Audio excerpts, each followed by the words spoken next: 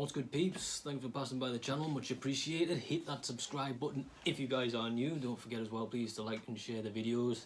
Thanks to everybody who's been getting involved so far. Alright, let's get straight into it. There was some good boxing the weekend. AJ got the convincing victory, but let's look over the undercard as well.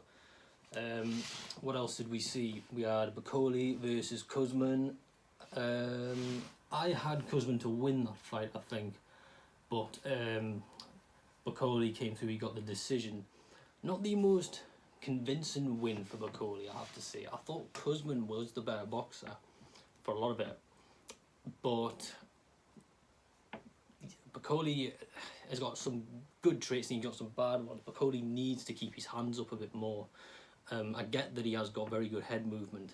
Especially for a heavyweight, you can't deny he's good, but getting caught with those kind of unnecessary shots will cost him, especially if he's wanting to go on and fight some more kind of higher level opposition from the likes of Kuzman.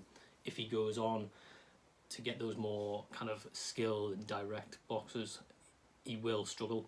I'd prefer it for me if he stays on the outside a bit more and controls the centre of the ring and box behind the jab, because his jab is very good, especially in the way he can vary it from body to head.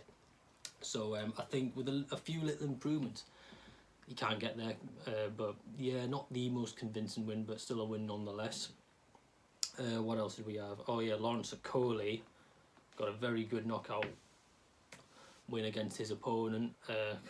Forget his name, I can't butcher it if I say it again. A good win for Coley. His opponent did a little dance. His confidence is going to be through the roof going into 2021 now. Like, he's looking a very, very strong opponent, and to me, a future world champion. Coley really, I think he's a bit overlooked. He's not really given that much praise, Coley. I know a lot of people said his style's boring, but the thing is, he's getting these wins, and that with that KO win, that's showing that he's upping his game and he's kind of getting more aggressive. So yeah, good performance. I'm just hoping now they can get that Glowacki fight done for 2021, because that will be a cracker. And if he wins that, I mean, it's just literally phew, all systems go for Coley. So here's hoping, lad, and good luck. Who else was on the card? Oh yeah, Hughie Fury. Arguably, debatably, his best performance that I've seen. Honestly, that was really, really good. Overcame an awful cut to the eye, but he earned a wide decision to go over Marius Vac. There's something special in that guy. I know in the bleed up I was saying I don't really, I think I don't get Hughie Fury because he wants to kind of be here when he's there. But this has made it's closed the gap, certainly closed the gap. And it was a more aggressive display from Hughie, which is good, because he usually employs this kind of running back style, which a lot of people don't like.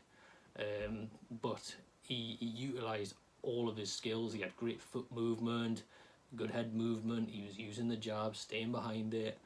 Really, really, really solid performance from Hughie Fury. Who next for him?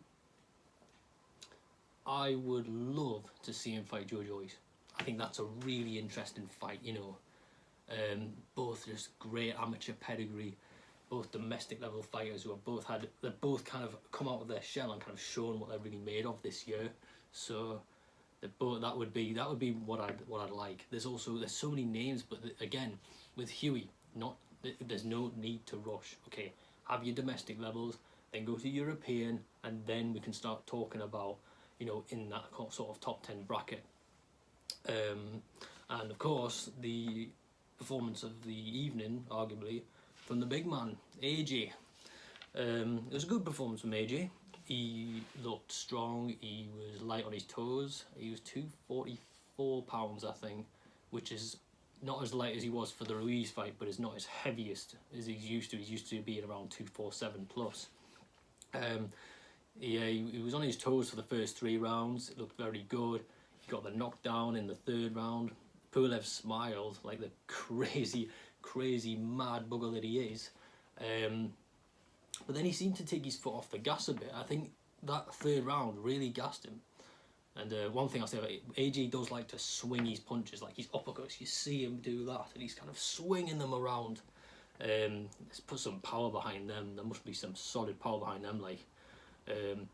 But rounds 4 to 6, I felt Pulev came back very strong, looked like he was coming back into the fight. So I was kind of like, oh, here we go. You know, it's Dillian White Povetkin, isn't it? It's the Ruiz fight again. But no, but it proves us wrong. And the 6th round onwards, AJ seemed to get his 2nd win, and eventually got that brutal knockout. You know, he landed like 3 solid uppercuts round 9, and then just that little 1-2, bam, bam, and he got the job done.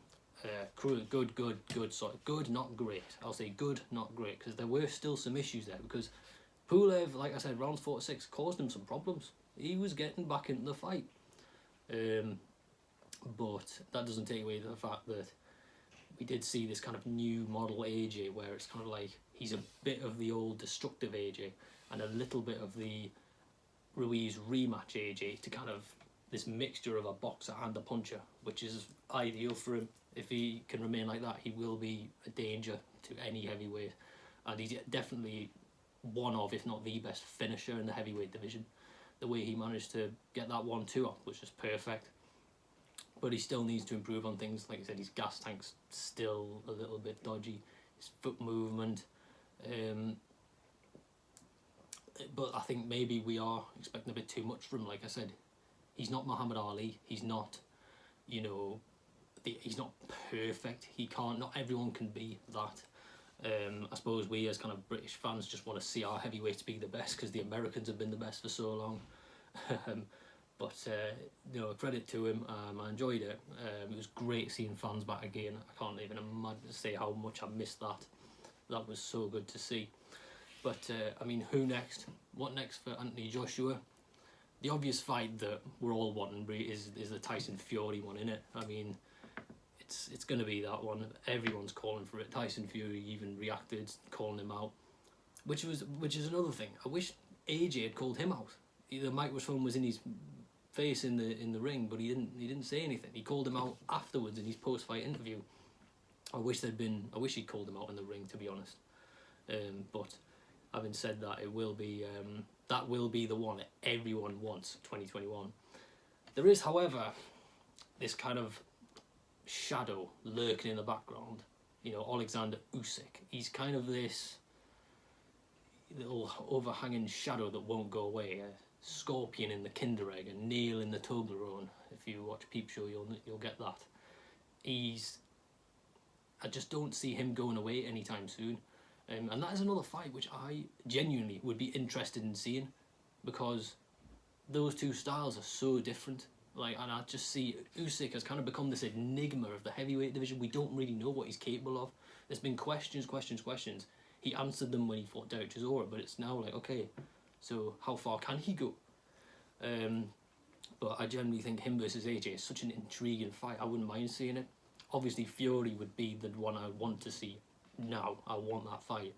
But if it is announced that it is Alexander Usyk, I wouldn't be too heartbroken, because I still think that is a good fight, and a good fight for AJ. And no gimme, Usyk would cause AJ a lot of problems. So we'll see what happens. But congratulations, AJ. Great win. Good to see you back again. And let's hope we can get that Fury fight sorted as soon as possible. Peace.